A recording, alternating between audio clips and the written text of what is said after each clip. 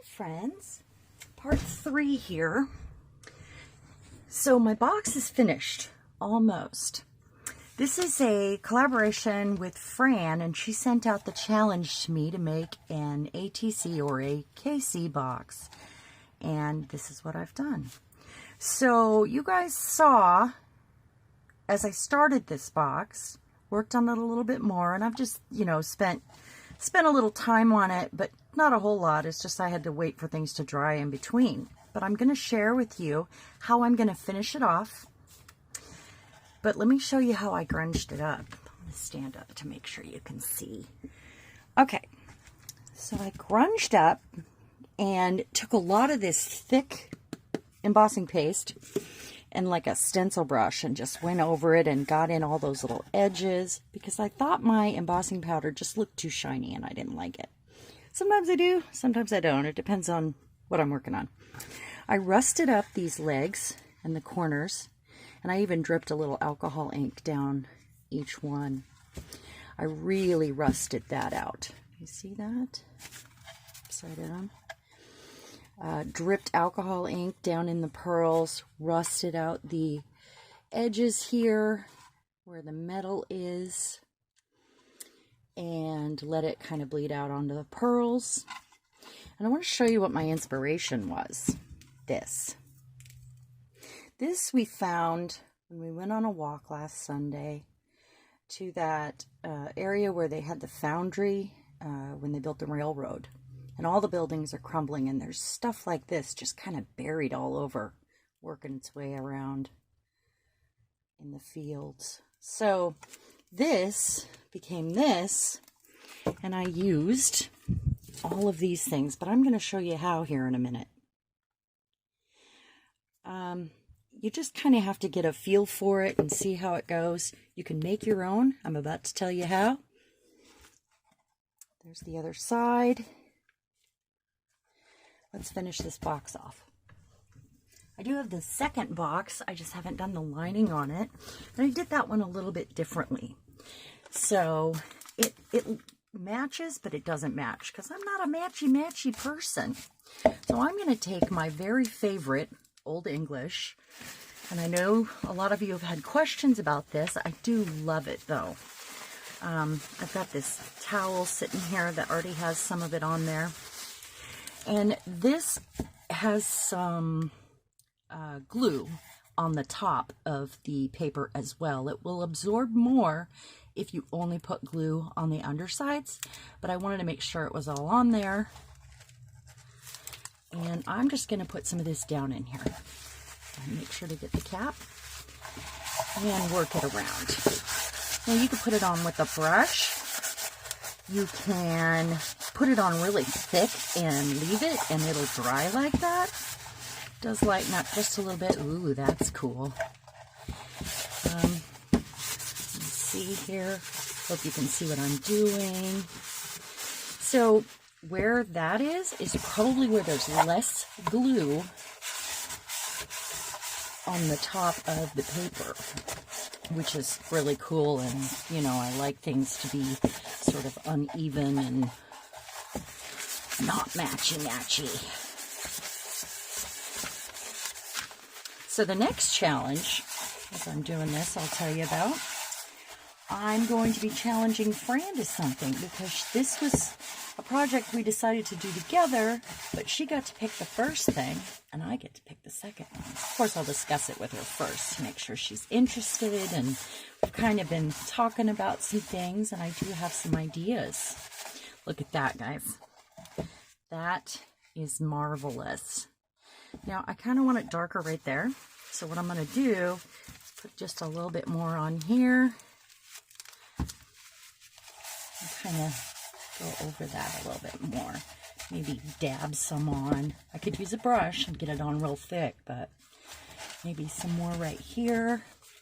And then let's give it a finishing, because I haven't put this on the outside yet, again, since I did it, and really get in there. Now, I'm not going to rub the rust paste that I have, and that's not just rust paste. Some of that is also paint. So when I was at the point where I liked the box, I actually took walnut spray that I made from the crystals and sprayed the box pretty generously and let it dry all on its own. This just gives it even more age and brings out all the little textures on there. Now, I want to knock off anything that's going to try to fall off from the rust, because sometimes you lose some. Paper towel. But for the most part, it's on there. I mean, so what I'll do is I'll kind of go over it with my hands, make sure I got it, all the loose bits off. See that? Oh, I didn't do the bottom. Not like anybody's going to see it, but I know it's there. All I did was put the one color on there. Look at that. Isn't that gorgeous, you guys? Like, that Old English really, it has an oil in it that evaporates, but it helps it to stick to whatever you're doing and gives it that richness and that age. Oh, I just love it so much. Now I could take some more off with a clean paper towel. Yeah, see? Just kind of getting a little bit more of it off. There we go. There, I think this towel has had it, but you will get it on your hands. I don't mind so much because, you know, grungy artist here. But, you know, I feel like if my hands are messy, I had a good time. Whoa, so sorry about that. Anyway, there's the box. Now I'm going to let this dry the rest of the way, and it's going to sit under a shutter on my counter behind me and hold either friend mail or ATCs and tags that I make. The other box is going to be for the opposite, so one will be for one and one will be for the other. I'm going to give you a little peek at the other box. Put this one away. Get some photos of that. Now, this one I have one thing left to do, and I might end up putting some more stuff on the sides. I haven't decided yet if I'm going to put, like, well, I might put some things like some birds and some hearts, but I want to do something to them first. What I did here, it's not quite finished. It's going to need some of this, but not until I put some things on the sides, and I'm going to put some sort of a divider in it, like that. Let's put the lid on that. So what I did here was I used my Nuvo mousse, which I really need to use up because I keep having to add water and mix them up. They're drying out on me. And I'm going to pull my camera up just a little bit more so you can see this. Sorry, guys. I didn't mean to make you dizzy. Just like that. Okay.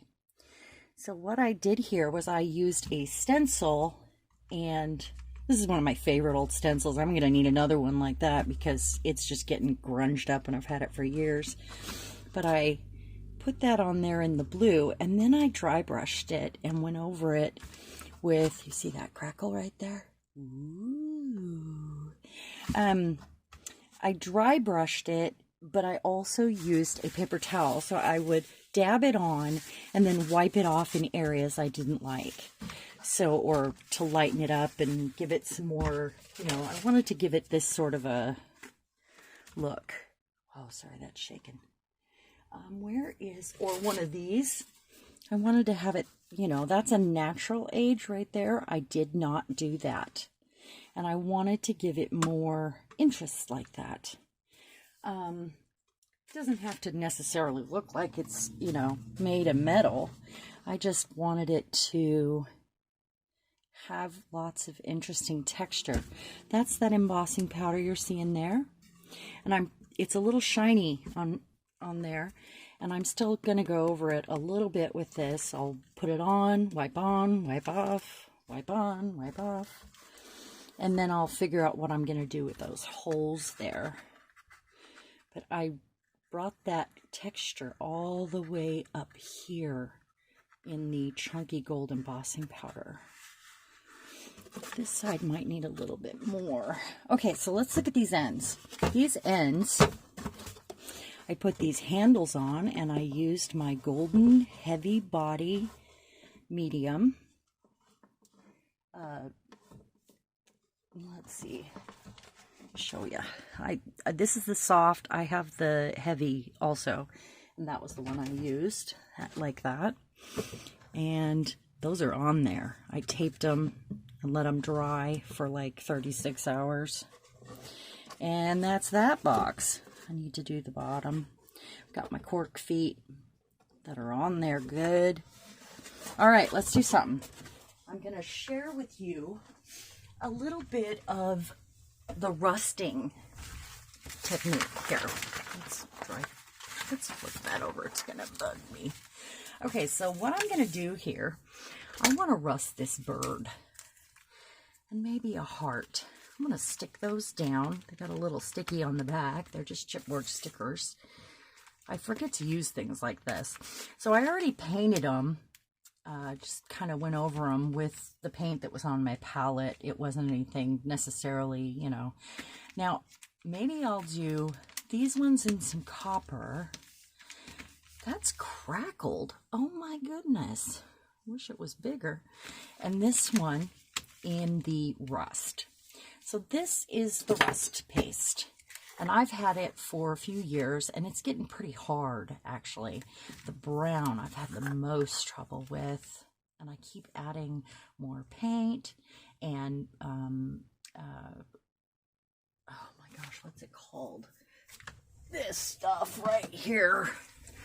The slow dry fluid additive, because I feel like it's really drying out. It's becoming like a putty almost. I haven't checked this one. This one's, yeah, I mean, look at that. It's pretty dry. So I'm going to tell you how you can make these. If you use sand and you use the correct colors, you could use a few different reds and yellows.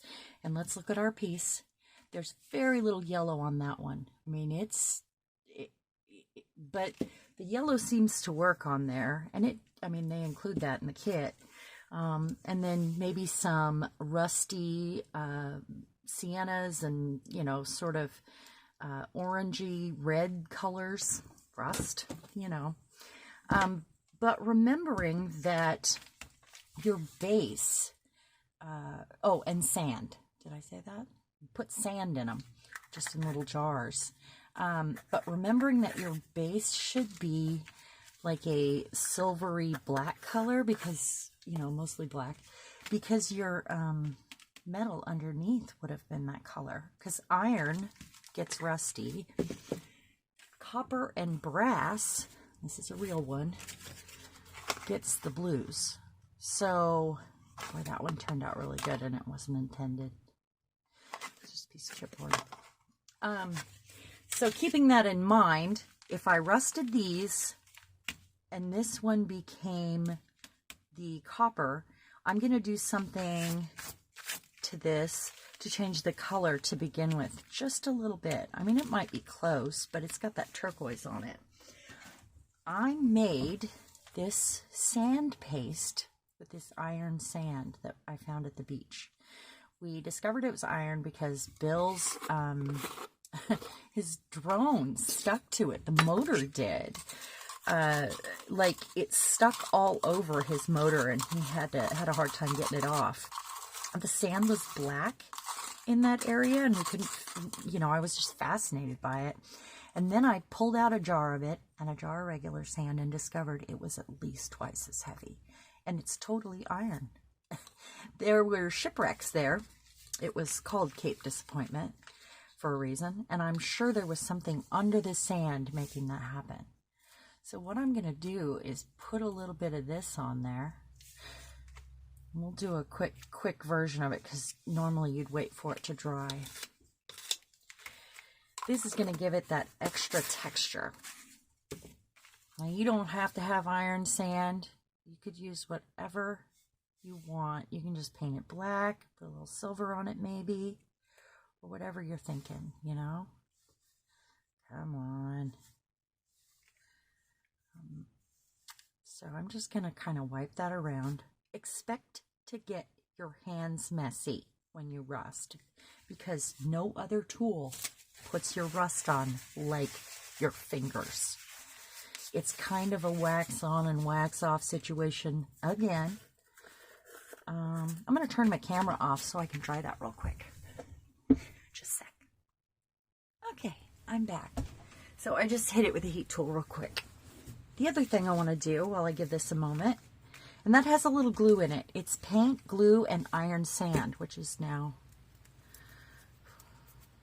under my nails. It's like salt. Ugh.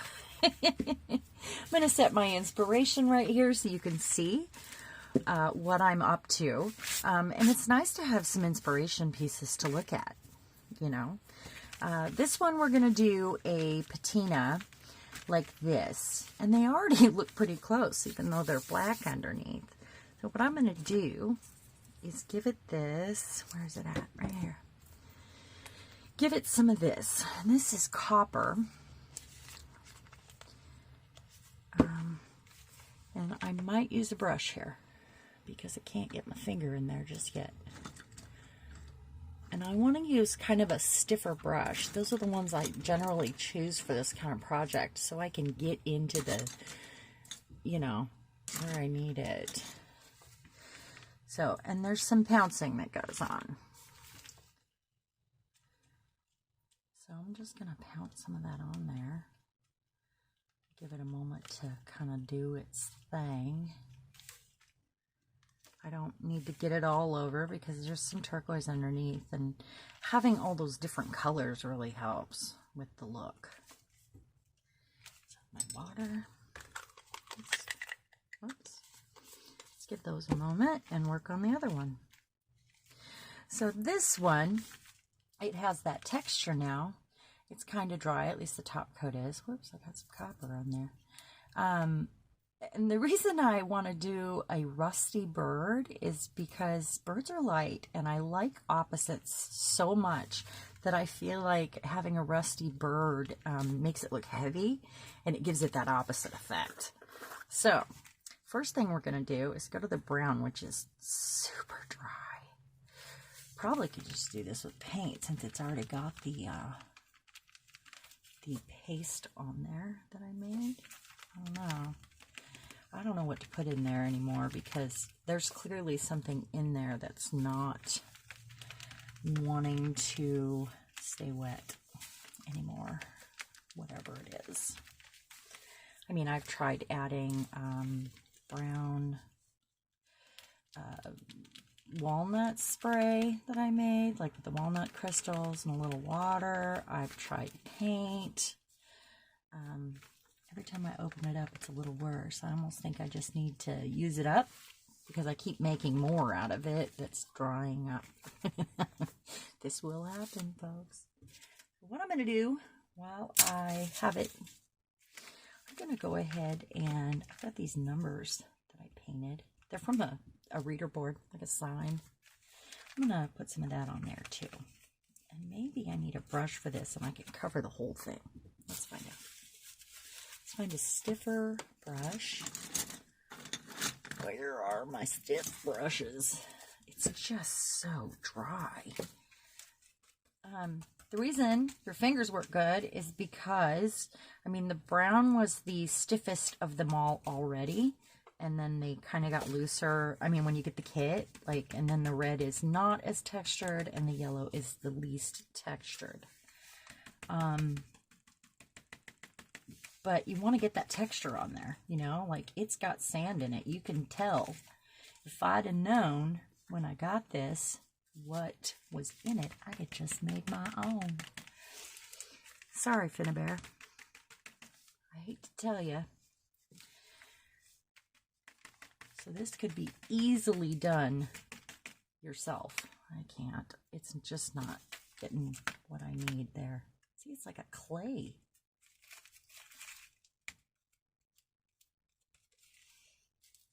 I have to pop down and wash my hands quite often when I'm in my art room because I use my fingers a lot.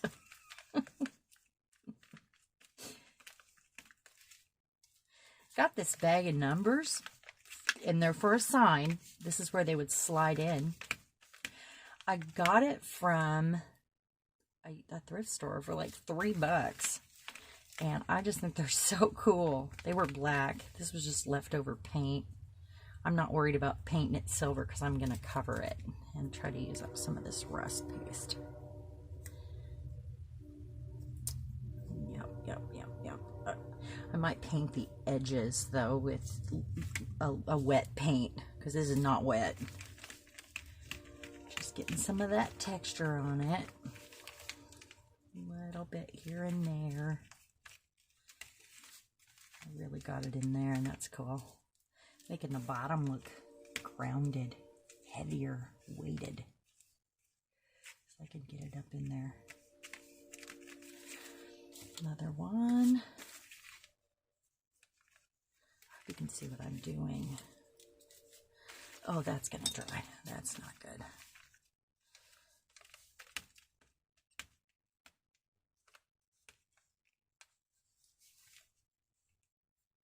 See, they were black plastic. And a little more on this edge. I think I got some brush, some bristles. All right, and now let's give our bird a little bit more. Do you see how that looks? With, I mean, it's already looking rusty without the extra colors. There's another bristle. But as I wipe this, I'm getting down to the wet layer of sand, and I don't want to really do that. Kind of needs to dry. I only dried that top layer, and it's kind of squishy. I could almost use that brown like clay, make something. Maybe I'll try that. That's a good idea. Thank you everybody for joining me and watching this video and watching me get messy. I really appreciate you. All right. So these ones are a little looser. Maybe I'll just make some rust boards that I can cut up. These ones, well, they should be a little looser, maybe underneath. I'm gonna really get some on there. You're just gonna wanna tap it here and there. Just here and there, not evenly, but here and there. Boy, I'm pulling up that silver. I think you guys get the idea. So what I will tell you, because these really need to dry, keep going. Just keep adding layer after layer after layer, and don't worry. It'll tell you to use the brown first and the red and then the yellow, but then I might go back in with more brown on top or more red, depending on how it's looking. So, you know, it's just about fidgeting with it until you get there. Usually you don't have to let it dry in between. It's just that iron stuff that I have on there that is gooey. So let's do these ones real quick like. These are another matter here. I'm going to get, ugh, what a mess. What I'm going to get here is it's going to be on my floor now. We're going for this, right? So we need a little white, and we need some different colors, you know, with some different undertones. Like one of them looks a little more green. There's a little white. There's the brass. I'm making these ones look like copper, but I think I could probably add a little gold to these to kind of give it a mix of that, this and that. And we shouldn't have to do a lot of waiting here for this. Okay, so what I'm going to do is a little bit of this. Sometimes I'll put it in my palette and then use like all the colors. Maybe we should do that with the turquoise, and I'll show you what I mean.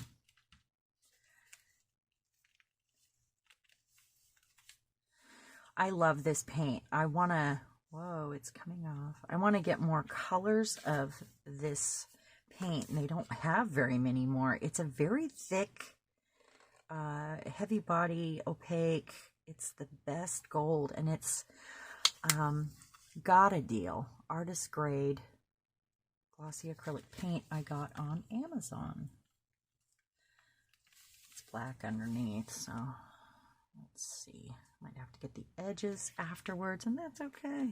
Should have left them on the sticker thing. Okay, so I'm going to show you what I mean by your palette. You can see here what I had done previously for the box. And that means getting a little bit of this and that on your palette and kind of giving them a good swirl. And that's what I would usually do for this kind of work. I'm going to get a little bit of this. Put that on there. And then this one, and I think this one is a little bit too bright for me, so there's something I'm going to do here and give it some, just a little bit of this, just to kind of tone that down a little bit. One, just a drop or two. Okay. And then what I would do is kind of give it a squidge around. These are awful small, but let's see. I need that stiff brush again. So give it a kind of a squidge around. We got some colors mixed together there, and then go for it. So not very much paint on your brush or your finger or whatever it is that you're using.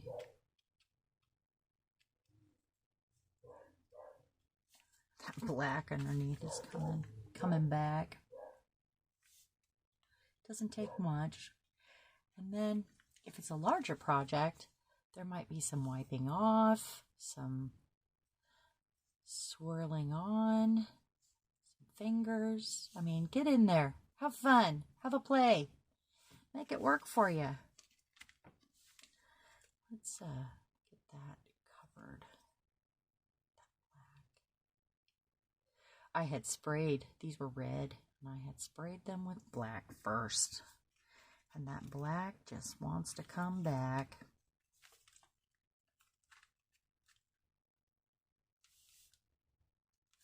So there we have it. Look at that. And I won't waste this paint. That's how I end up with most of my stuff. I put them on these wood tags. And that's how this happened too. I was just wiping it on with a sponge. But I put it on these like tags when I had stuff out. And these ones are from John David, but I have some other smaller ones. These ones too. And not only do I do palette tests on these little wooden tags, but I'll use my leftover paint also. So I'm going to hold these up for you and our inspiration. And they could get a little bit more, but I think that we did okay. Do you see it? There we go. In the light. Look at that. All right, so this was fun. I think these are going to go on my larger box, and when this is dry, it won't take long, and this I will continue. So you guys have a magical day. Thank you so much for joining me. And if you enjoyed this video, please give me a thumbs up and send your friends, because we're just here to have a good time with friends, aren't we? And make art. Thank you guys. Bye-bye.